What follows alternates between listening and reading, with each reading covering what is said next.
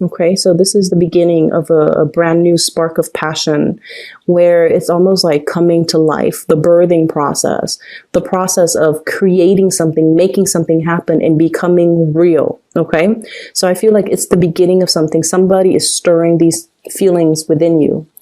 And this is the shyness that I was mentioning. What do I do in this situation? I feel weak in the knees. I feel a little bit uncomfortable. I feel a little bit out of my element. This is like questioning our lovability, questioning, does the other person feel the same way? Am I showing too much on my facial expressions? Can they look at me and know how I feel about them? Should I hide it? So you have a lot of these just questions churning in your head, okay? And a lot of it has to do with the other person. The energy of the other person is the Emperor. This is somebody who is, I feel, a lot older than you, so there might be a significant age difference. I also feel that you are really missing this person. There's probably distance, either emotional distance or geographical distance. Okay, it seems like they're in, two different lands. Okay, and the Two of Wands is usually long distance relationships.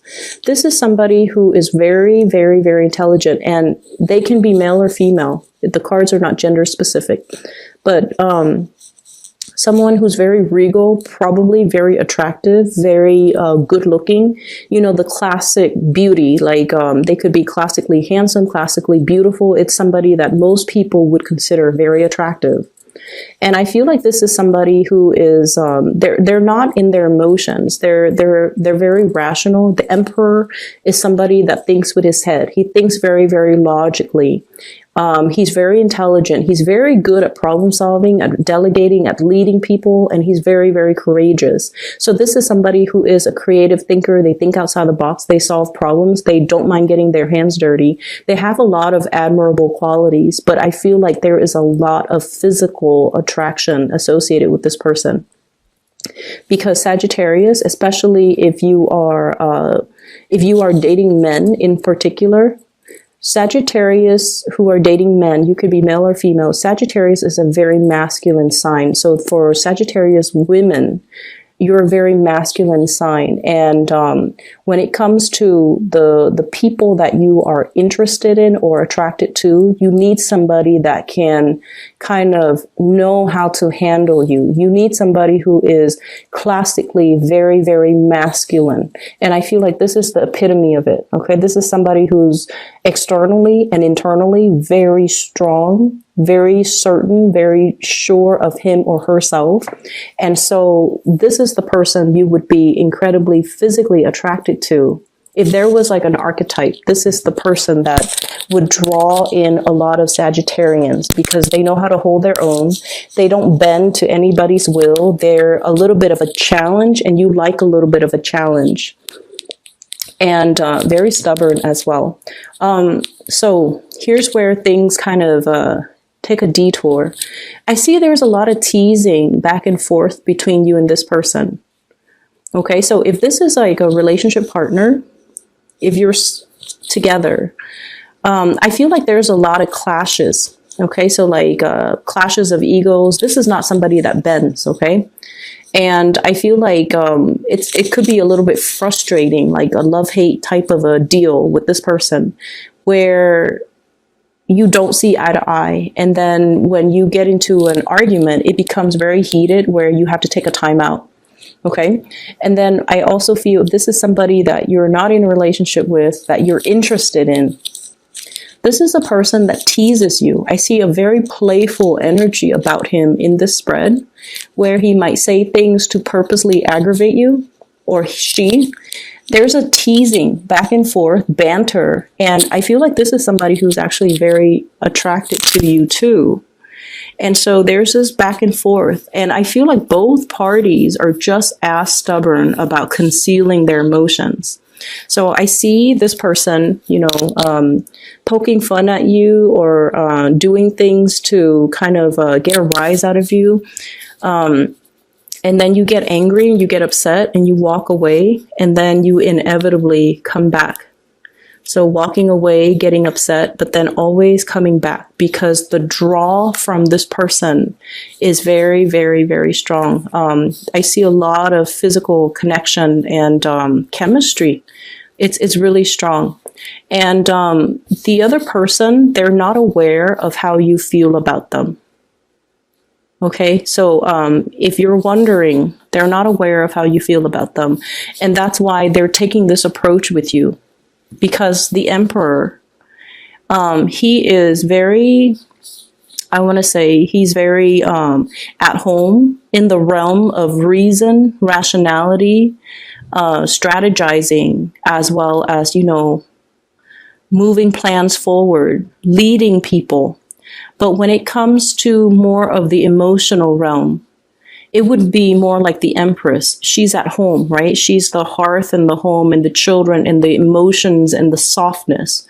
So this is not somebody who's soft, okay? They don't know how to deal with, they don't know how to, you know, go up and say like, oh, how was your weekend? How's your mom? How's your dad? That's not them. That's not what they do. What they ask is, you know, how are you? How's work? How's your, I don't know, how's your car? How's, you know, they ask about the physical things. They don't ask about the emotions. So if you're wondering, why are they behaving like this? Why are they kind of poking fun at me? Why are they joking around like this? It's because they don't really know how you feel about them. And they're trying to get an emotional response from you in any way that they can, just so they can gauge how you're feeling. And so if you're dealing with that situation, maybe that will help, okay? Maybe coming back like this, you know, downcast and vulnerable and just letting your guard down, maybe this will soften their energy a little bit, okay? So I feel like no matter what, you inevitably always comes back to this. And because of it, I would say that I feel it's a really strong pull from this person. They pull you back in. They reel you back. And then I also feel like for some of you, there might be, you know, once again, you're being admired. You're coming to life. Jupiter, the planet of luck, is also in your sign.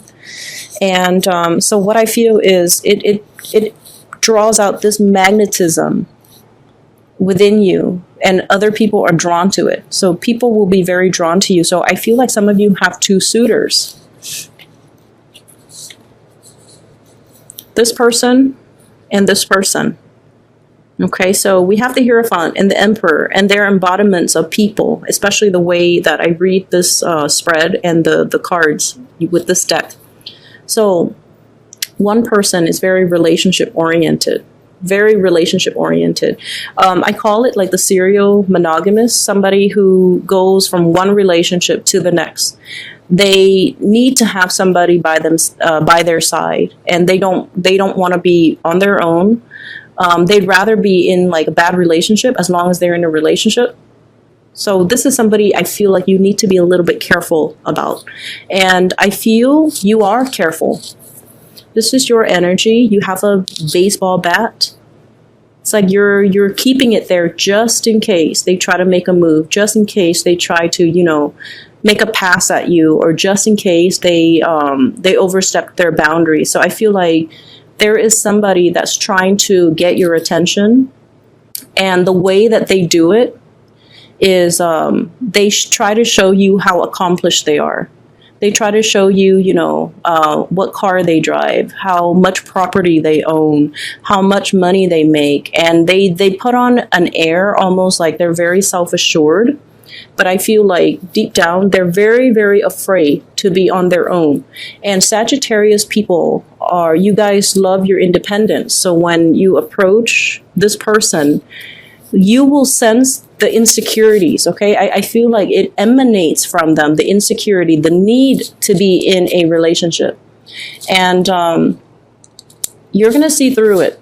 So I want you to be a little bit careful about this person. And then if you're dealing with both, your heart is definitely here, but there's somebody trying to get your attention over here.